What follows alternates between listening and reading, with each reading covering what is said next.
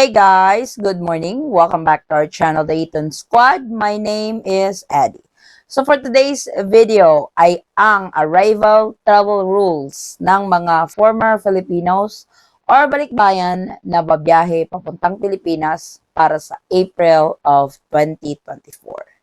Details coming back.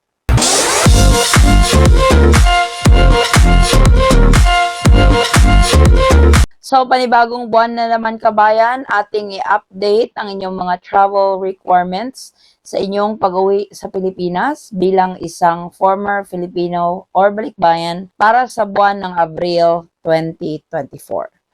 Para doon sa mga baguhan sa aking channel, ang former Filipino, ito po ay isang natural-born Filipino na pumunta sa ibang bansa, nag-naturalize, naging isang citizen ng particular na bansa, pero hindi siya nag-apply ng dual citizenship.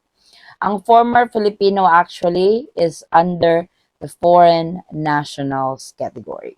So ano-ano ang inyong mga ihahanda kung ikaw ay uuwi ng Pilipinas para sa buwang ito? Ang pinakauna, syempre, yung inyong pasaporte. Dapat yung inyong pasaporte is valid. Kasi ikaw, as a former Filipino, ay holder ng foreign passport. At ang isang foreign passport ay may karampatang patakaran. Ito ang 6 months rule. So dapat, before ka pa man nag-book ng flight mo papuntang Pilipinas, i-check talaga ang inyong pasaporte, yung foreign passport ninyo, kung yung validity ba ng passport ninyo is pasok pa dun sa 6 months. So, wag niyo po yung hayaang maging less than 6 months kasi baka hindi kayo pasakayin ng eroplano. Madaming instances na yung iba less than 6 months, 4 months validity na lang yung natitira sa mga foreign passport nila, hindi sila pinasakay. Kasi nga, para sa mga foreign passport holders, ang 6 months rule is nag-a-apply po yan. So, i-renew na ang inyong mga pasaporte bago bumiyahe para walang aberya. Next is, of course, yung plane ticket.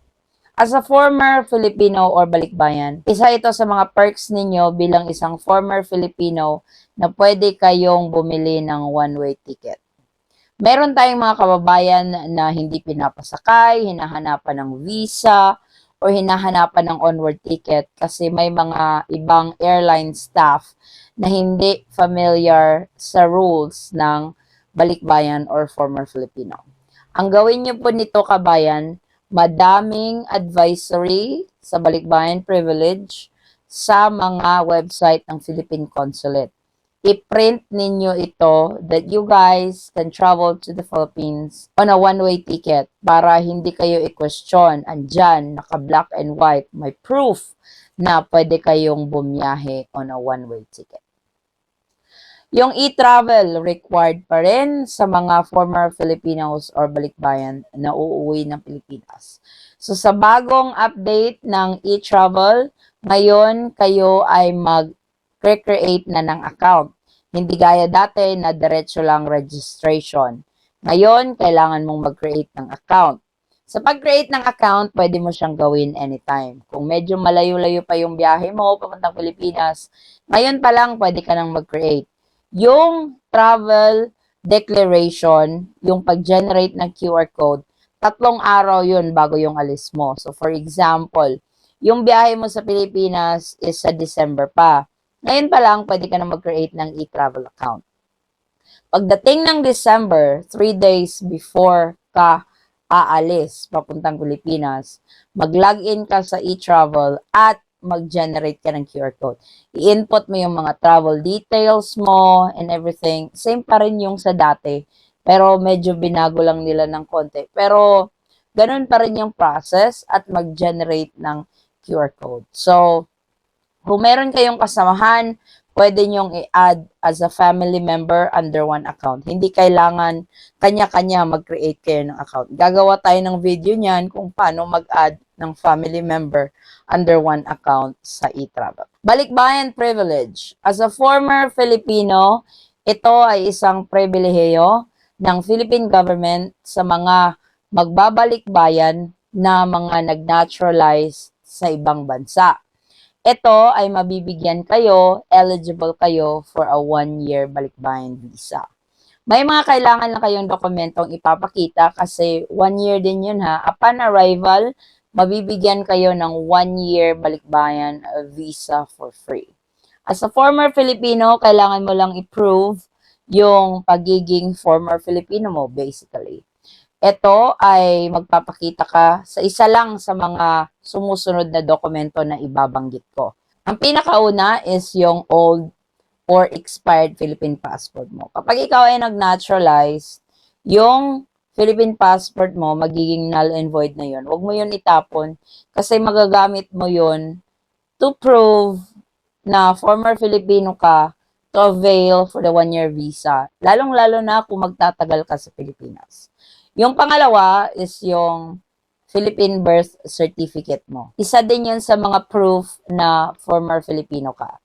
Kung ikaw ay pabalik-balik na sa Pilipinas as a former Filipino, syempre natatakan ka na ng balikbayan visa. Yung previous balikbayan stamp mo, pwede din yung proof na patunay na nakapag-avail ka na ng balikbayan visa before.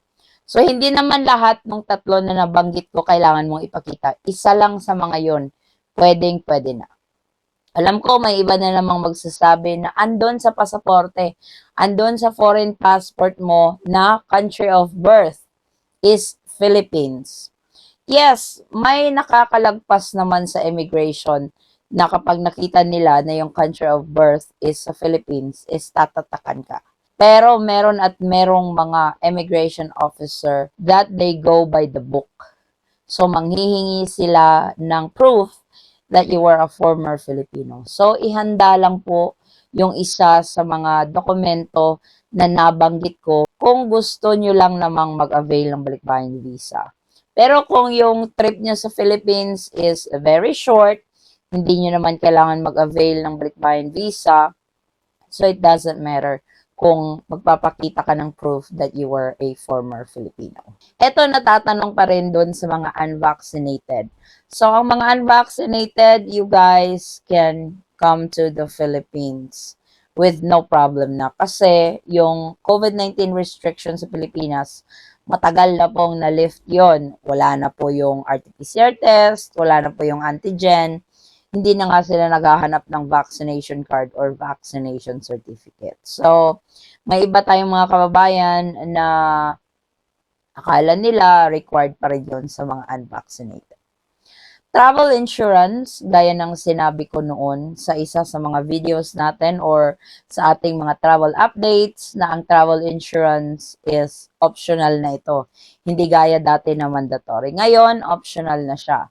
Nasa sa inyo kung gusto nyo pa rin mag-avail ng travel insurance. Siguraduhin lang na yung travel insurance na bibilhin nyo is magagamit nyo sa Pilipinas in cases of emergency. In short, yung travel insurance na bibilhin, isa ang Philippines under their coverage when it comes to medical emergencies. Doon sa mga may asawang foreigner na kasama sa iyong pagbiyahe papuntang Pilipinas, pwede din silang makapag-avail ng balikbayan visa. Pwede din silang one-way ticket lang din yung ticket nila papuntang Pilipinas. So, maaaring magdala ng marriage certificate para patunay na kayo ay mag-asawa. So, kung mag-avail si husband, si foreign husband ng balikbayan visa, pwedeng-pwede yon. Kung mag-avail yung mga foreign kids ninyo ng balikbayan visa, pwedeng-pwede yon. Lalong-lalo na kung babiyahe kayong magpamilya at medyo magtatagal kayo sa Pilipinas as a former Filipino or balikbayan. Sa baggage declaration naman at currency declaration, makikita nyo ito at the very end ng registration ng e-travel. May ipo-provide po silang link na pwede nyo itong i-download at i-print at i-fill out manually. Kung meron kayong mga i-declare sa baggage, for example, ang dami yung dala nyo talaga is for commercial quantity, kailangan nyo yung i-declare. Pero kung if it's more on personal use, hindi mo yun kailangan i-declare. Sa currency declaration, magde-declare ka kung ang dala mo is more than 10,000 US dollars. Kung hindi naman siya abot doon, no need to fill out the baggage declaration and currency declaration. Pero gusto ko kayong i-heads up kabayan, lalong-lalo na doon sa mga kabayan nating lalapag sa Cebu, sa Mactan, Cebu International Airport. Kasi madami ako na-receive na message, meron ding nagko-comment sa ating mga videos na yung Bureau of Customs sa Cebu, na whether you have something to declare or not, kailangan yung fill upan yung baggage declaration. So doon sa mga kabayan nating kalalapag or kararating lang sa Pilipinas at doon naglanding sa Mactan Cebu International Airport, maaari niyo bang i-confirm ang information na ito kasi galing ito sa mga travelers na kailangan mong mag-fill out ng Bureau of Customs form.